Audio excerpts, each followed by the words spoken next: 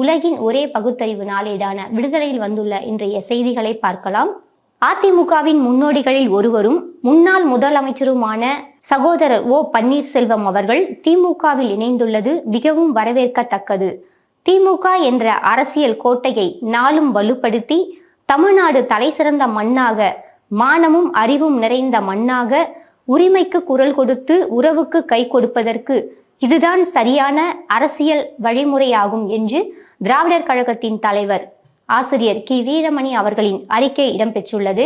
உத்தரப்பிரதேசத்தில் பிஜேபி ஆட்சியில் தேர்வில் நடக்கும் முறைகேடுகளின் உச்சம் என்ற தலைப்பில் இன்றைய தலையங்கம் இடம்பெற்றுள்ளது.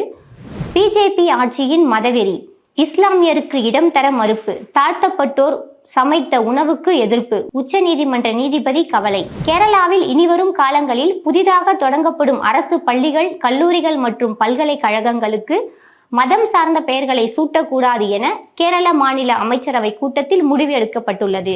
அதிசயம் ஆனால் உண்மை.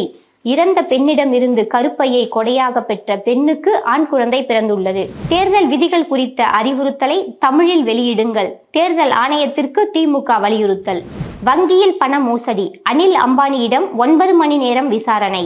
ஈஷா அறக்கட்டளை எரிவாயு மயானம் விவகாரம் உயர்நீதிமன்ற ஓய்வு நீதிபதி தலைமையில் மத்தியஸ்தம், உச்ச நீதிமன்றம் உத்தரவு. தேர்தல் கூட்டணி பேச்சுவார்த்தையை நிதானத்துடன் கையாளுகிறார் முதலமைச்சர் மு.க. ஸ்டாலின் என்று விசிக தலைவர் தொல் திருமாவளவன் தெரிவித்துள்ளார். தமிழ்நாடு காவல்துறையில் புதிய மென்பொருள் முதலமைச்சர் மு.க. ஸ்டாலின் நாளை தொடங்கி வைக்கிறார்.